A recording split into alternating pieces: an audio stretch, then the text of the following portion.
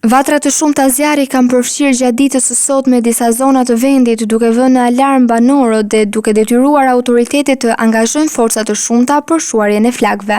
Në Matomar të Finiqit, një zjarr i përmasave të mëdha është aktivizuar që prej orëve të paradites dhe i favorizuar nga era e fortë, po përhapet me shpejtësi drejt zonës së Mesopotamit. Forcat zjarrfikse të Finiqit, Sarandës dhe Delvinës po punojnë për izolimin e vatrës, por terreni i vështirë ka bërë që ndërhyrja nga toka të jetë i kufizuar. Për këtë arsye është kërkuar edhe mbështetja nga ajri për të frenuar përhapjen e zjarrit. Një tjetër vatër problematike është regjistruar në periferitë të Cerrikut, ku flakët përfshin një sipërfaqe me ferra, shkure dhe një parcel me ullinj. Për shkak të temperaturave të larta dhe erës, zjarri rrezikoi edhe një banesë pranë zonës. Ndërhyrja në kohë e shërbimit zjarrfikës bëri të mundur izolimin e flakëve dhe shpëtimin e banesës, ndërsa dëmet u kufizuan në sipërfaqen e djegur të tokës dhe ullishtes. Ndërkohë situata mbetet kritike në darkë të Librazhdit, ku një zjarr vijon prej 6 ditësh në zonën pyjore. Terreni malor, era dhe temperaturat e larta kanë vështirësuar punën e ekipeve zjarrfikse, të cilat po ndërhyjnë në disa pika për të penguar përhapjen e mëtejshme.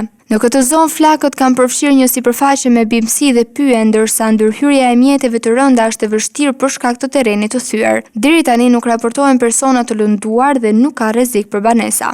Autoritetet kujtojnë se qarku i Elbasanit ishte paralajmëruar si një nga zonat me rrezik të lartë për zjarre për shkak të temperaturave ekstreme dhe sasisë së madhe të materialit të thatë në zonat pyjore. Situata vijon të monitorohet ndërsa ekipet e emergjencave mbeten në terren për të frenuar përhapjen e mëtejshme të flakëve.